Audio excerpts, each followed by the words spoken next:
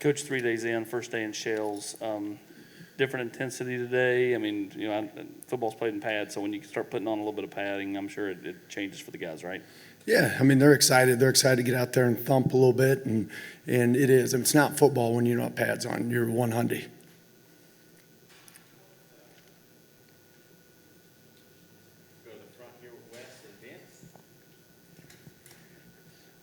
How much easier is it, when you get into a fall camp and you've got a full roster and you're closer to the season, you know who's going to be there when you're, kind of filling out those special teams units and figuring out a role for who's going to do what?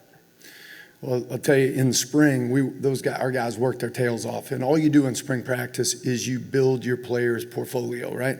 So each player, you figure out what they can and can't do, and then you reaffirm it right now in our drills that we're doing in special teams, and so we got a really good idea what our guys' skill sets are and where to plug them in, and we got a lot of dudes, man. I mean, a lot of RLDs, real live dudes that are flying around, and we should wreck shop. Right here in front. Yep. Vince Farrar, 99.1, the sports animal. Coach Heupel had mentioned that everybody got some special teams rep on one of those units. Can you take us through kind of that process of starting to pare down and who you're going to put in one unit and then getting a look at everybody on special teams? No, you're a Hundy, because you want to identify everybody's skill set, right? And for our players, what I told them on our first meeting, there might be a starting corner, starting receiver. He might play on one, potentially might not play on any of them, right?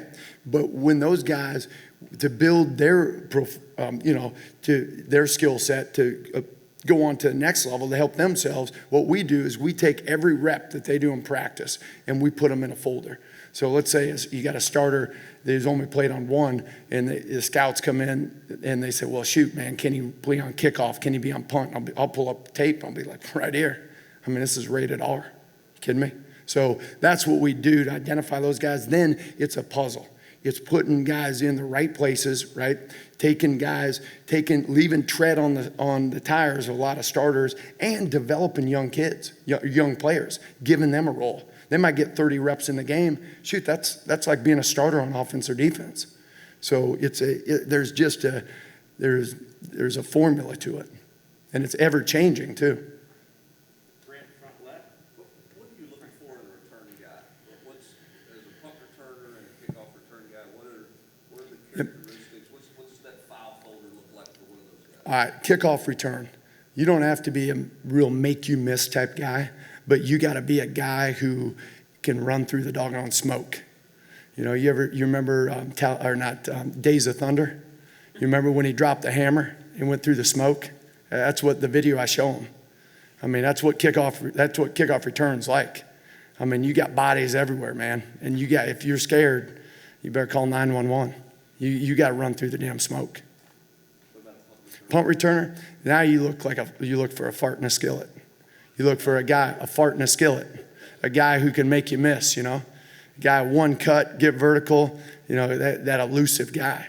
So it's a little bit different. And, punt return, it's not like kickoff. You don't have everybody coming down full bore. I mean, you got windows and you got space and you have levels. So you can be a little more of a guy who's gonna make some cuts from inside out.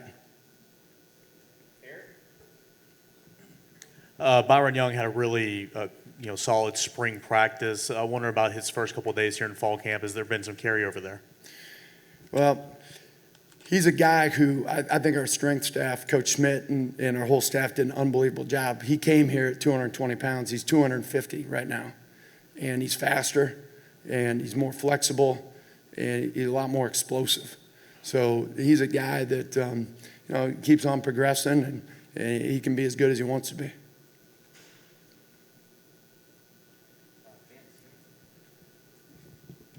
When we first talked to you, you said you wanted a water ski to work. How many times have you been able to do that? None, because doggone Malibu hasn't called me back yet, man.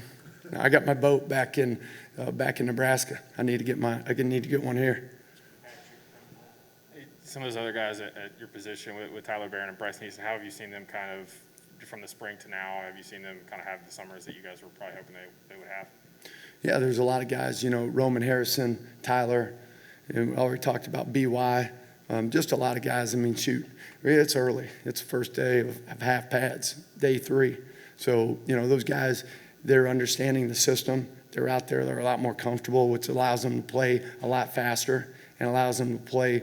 We just got to keep playing with better technique and just just getting better every day. But I like what I'm seeing. With Roman, you guys didn't get a chance to see him in the spring. How important is it this first week or so for you guys to kind of evaluate him and see how he can help you guys? Yeah, he's a guy who's extremely explosive, and he's just got that. He's country strong. I mean, he got that. Just some great strength to him and great fast twitch. So it's just getting him out there and getting him used to the defense, and so it's a work in progress. Coach, has time for one more. All right, great, thank you. Hey, appreciate it, guys.